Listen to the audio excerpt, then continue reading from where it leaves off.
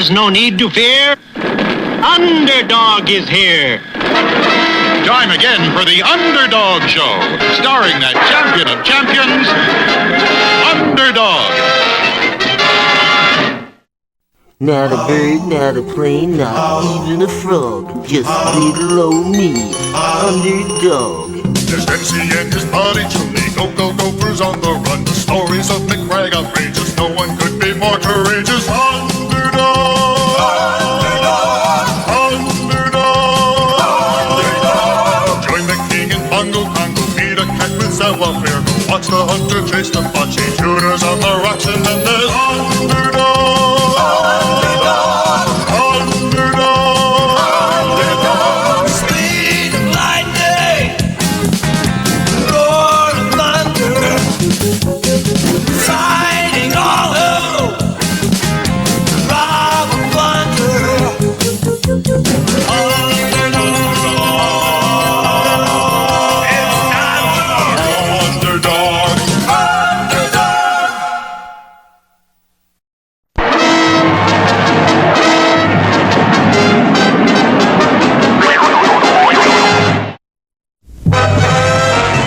Two rock-eating marble men from the planet Granite had invaded Earth and, using a special gun, turned people into blocks of stone, including Sweet Polly and Shoeshine. Now the police and the army were trying to stop them from getting away.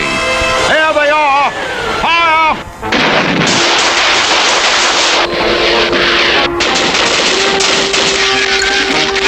Grab them! We're being attacked! This ought to be fun.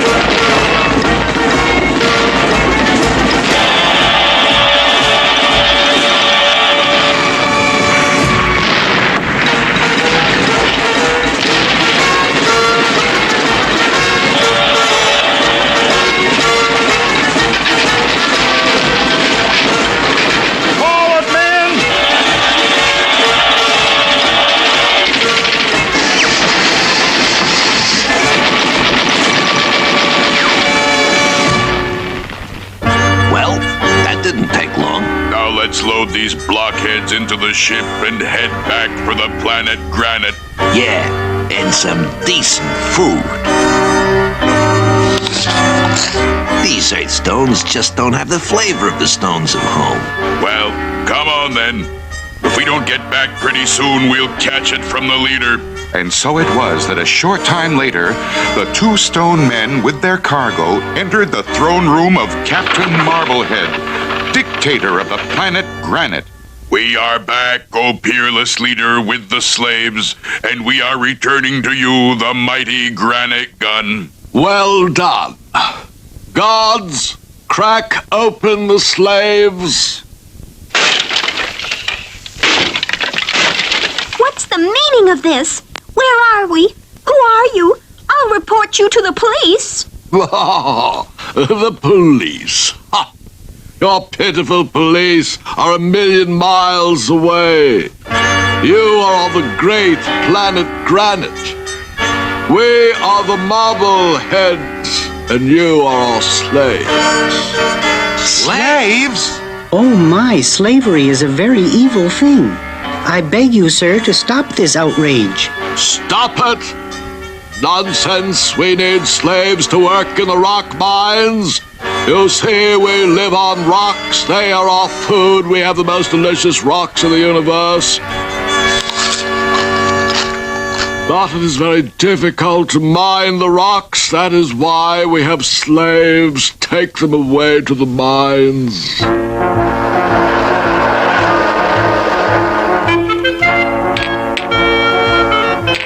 Oh, if only Underdog were here. He could help us. Oh, where has my Underdog gone? Oh, where can he be? Oh, where has my underdog gone? Oh, where has he gone? Little did she know that Underdog was standing right next to her, but could not help without revealing his true identity. However, he had a plan. Why don't we revolt against these evil masters? Revolt? How can we? How can we revolt? We're no match for the marble They men. have the granite gun. But we must try. We must capture the granite gun. It's our only chance. Slaves of the world, arise. You have nothing to lose but your chains. In the excitement of the revolt, I will have a chance to assume my real identity and save the day. Now, here's what we'll do. Will the revolt be a success? Will Shoeshine find a way to become Underdog? The answers lie ahead in our next exciting episode.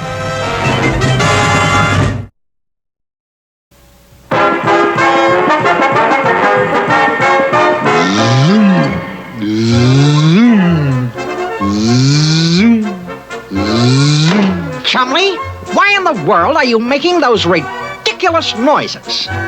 Gee, Tennessee, I'm pretending like I'm a driver in this big car race. Let's see.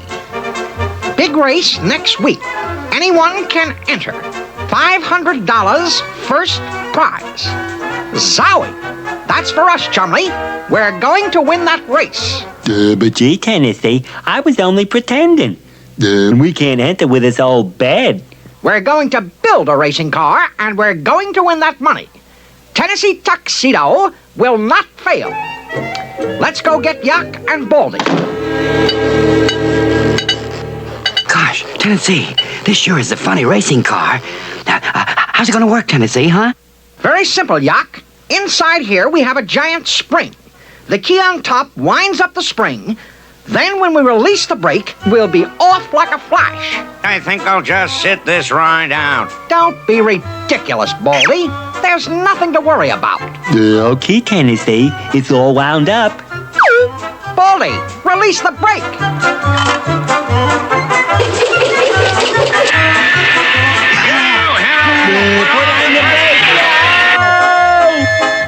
I think there's a flaw in the ointment. Maybe we should go into the well digging business. That's ridiculous, Chumley. What we need is a new design. What's this big rubber band for, Tennessee? Is this a car or a slingshot? That's our motor, Baldy. This rubber band should be perfect. This is as far as she'll go, Tennessee. Put on the brake, Yuck.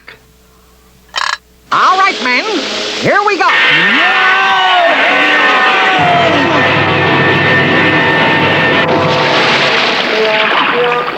Seems to me, Tennessee, this design is all wet.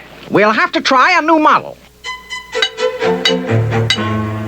Gee, Tennessee, this looks more like a rocket ship than a car. Exactly. This is our jet car. We simply blow up the big balloon, the brake clamps the end of the balloon shut until we're ready to go.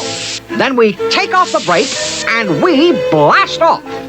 That's enough, Yuck. Put on the brake, Baldy. Let off the brake! Look out! Look out! Here's the thing. Slow it down! Slow down the air! What did I tell you, men? Now we'll just drive over and sign up for the big race. Just sign your name right here. Now you're all set except for the $100. $100? You have to put up $100 if you're going to enter the race. Oh, no. Gosh, Tennessee, we don't even have 100 cents.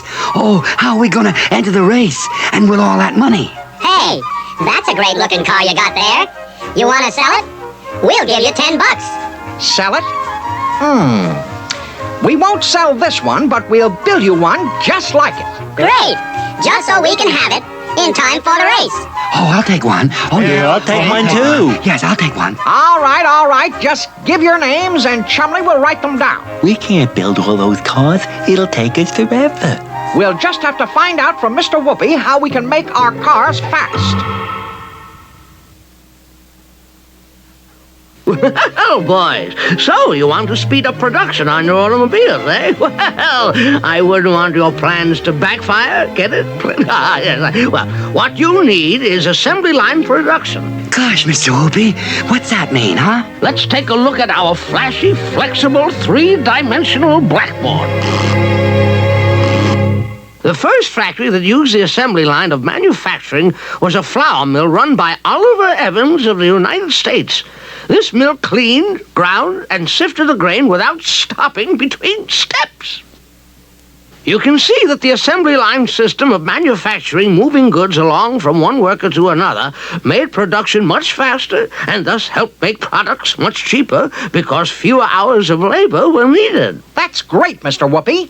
But what about cars? Oh, yes, cars. It was Henry Ford who introduced the assembly line system for automobiles. By 1920, he was making automobiles on the first fully automatic assembly line. Gee, Mr. Whoopi, what is everybody doing? If you went into a modern automobile assembly plant, you'd see something like this.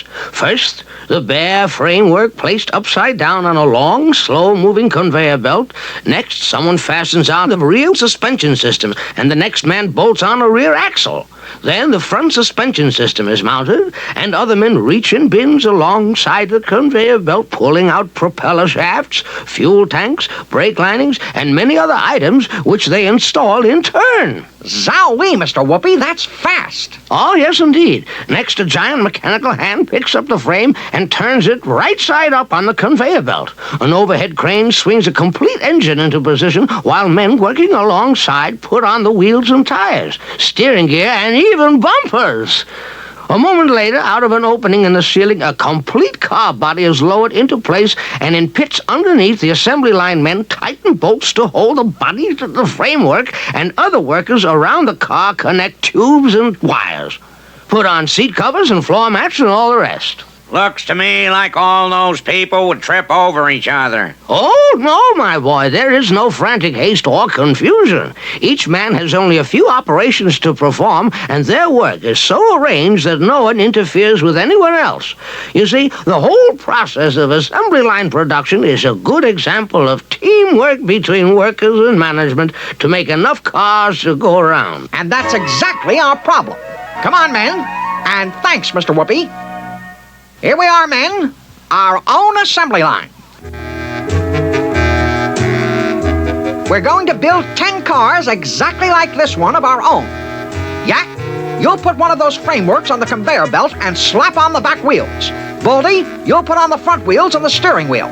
Chumley, you'll put on the body and doors. And I'll put on the balloon. We got Okay, I'm ready, yeah.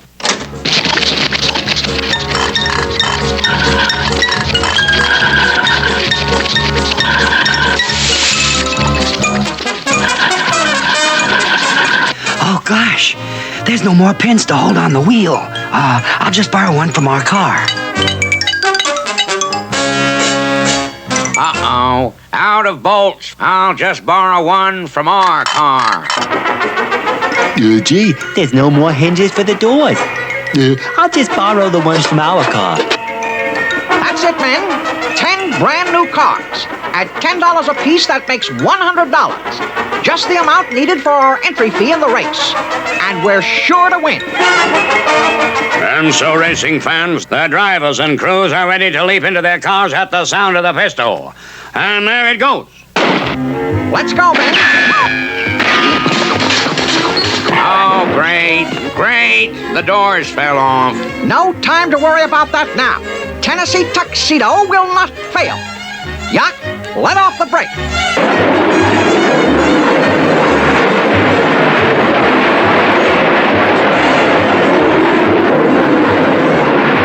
I can't steer it. There's no bolt on the steering wheel. Let me out. Stop. Let me out! I think we lost. But look at that, Tennessee. All those cars that are winning, they're ones we made. Oh, isn't that great? Just great. They get the prizes and we got the bird.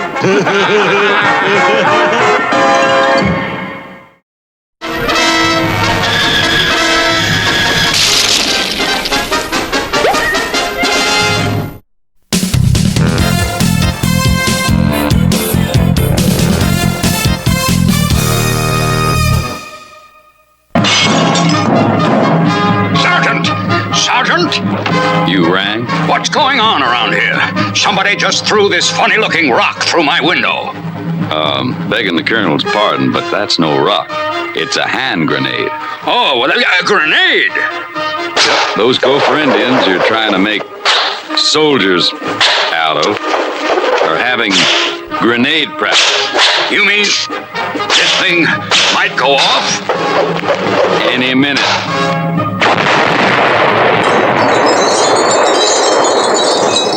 This is an outrage!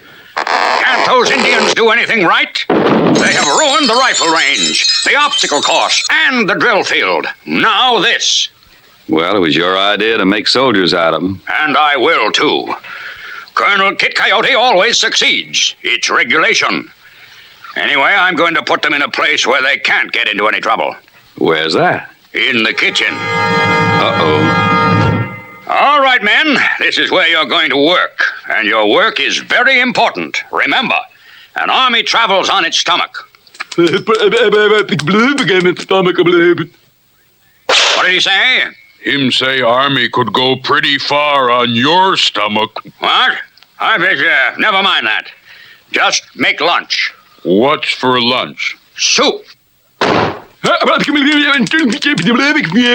We make 'em special soup? How we do that?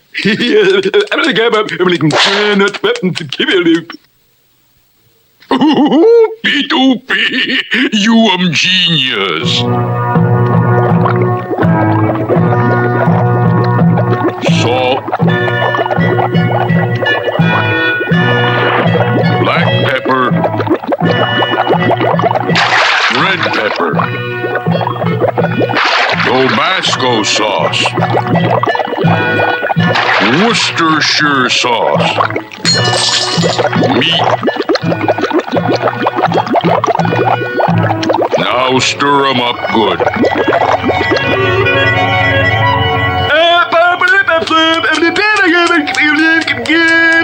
What did he say? Him say, soup's on. Bully. Bully. Come, Sergeant.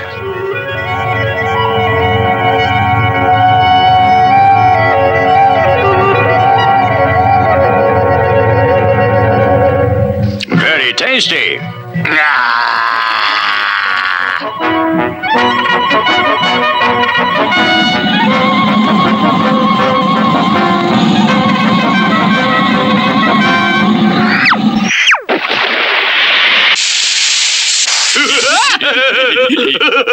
Maybe you should forget the whole thing, Colonel. Those Indians just don't fit in the army. Nonsense, Sergeant. I'll make them fit.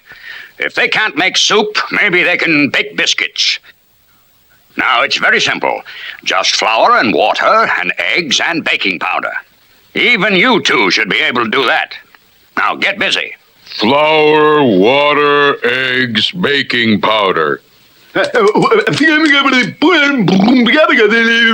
Oh, we use 'em gunpowder. Ooh, P2P, you genius. You see, Sergeant, I told you they could do it. Perfect baking powder biscuits. Aha!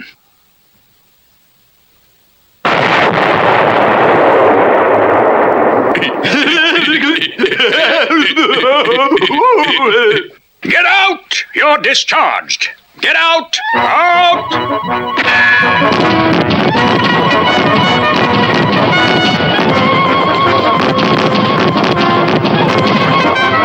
Well, those Indians finally got out of the army. But if I know them, it won't be long before they give the Colonel more trouble. So don't miss our next adventure. Yeah?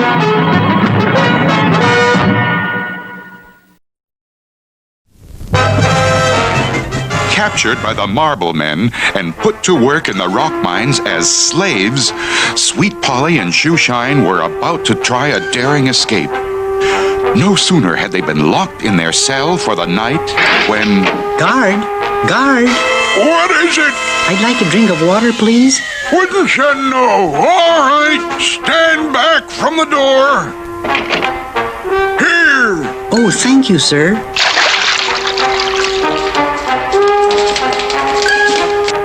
Let me out! Let me out! So far, so good. Now to capture the granite gun. Captain Marblehead always keeps it in his throne room.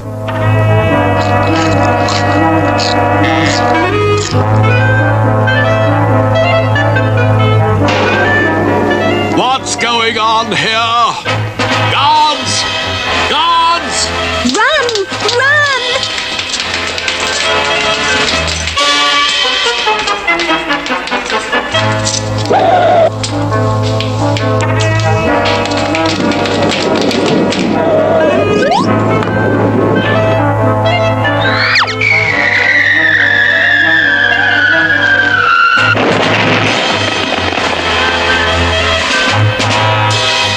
Now is my chance.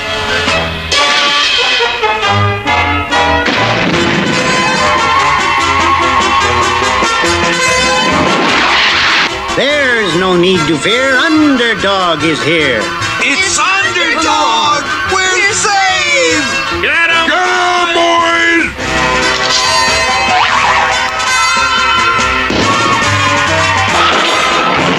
That should hold them for a while. Now we'll head for home in style. Oh, no, you don't. Nothing can escape the granite gun. I'll granitize you. Look out, Underdog!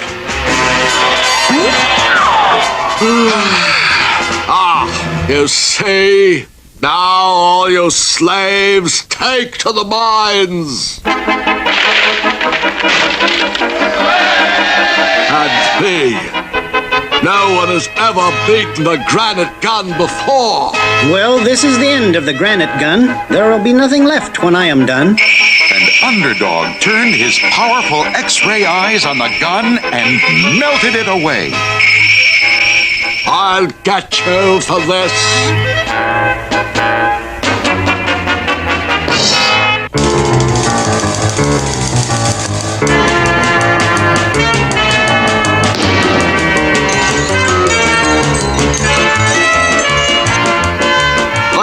I quit, you win. Hooray! Now your slaves are all set free, and I'm taking them back to Earth with me. But what will we do about the rock mines? Rocks are our only food. Who will mine them? Mine them yourselves, and do not shirk. You'll find food tastes better when you do the work. Now all to the flying saucer and... But wait, Underdog! Shoeshine's missing. We can't leave without him. Get into the saucer. That's what to do. I'll go and find your friend for you. And while Polly and the others entered the saucer, Underdog ducked behind a pillar and quickly emerged as Shoeshine. Hurry, Shoeshine! We're about to take off. Where's Underdog? He's going back by way of Mars. He said to say goodbye. Oh, dear.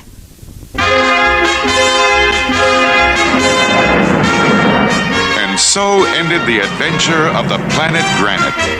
All that remained was for Underdog to release all the people who had been imprisoned by the granite gun.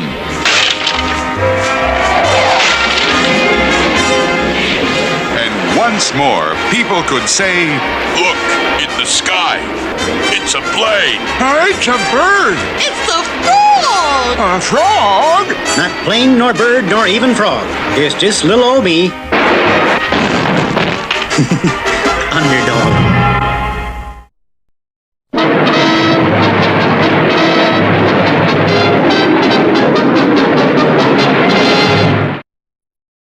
Oh,